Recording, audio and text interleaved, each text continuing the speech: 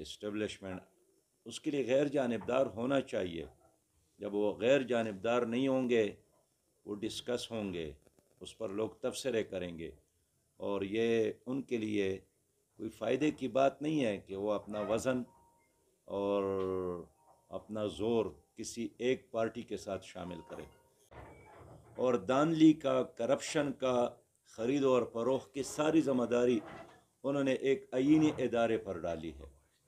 اور پھر رات انہوں نے اعلان کیا کہ میں نے سب کو معاف کیا ہے، صرف مجھے اعتماد کا ووٹ لیا دے دے.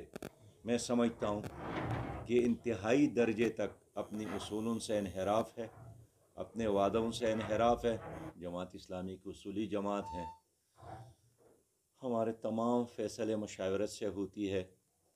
ابھی تک ہم نے کسی کو ووٹ دینے کا بالکل فیصلہ نہیں کیا ہے، اور اب تو باقاعدہ کینڈیڈیٹ بھی نہیں بنے.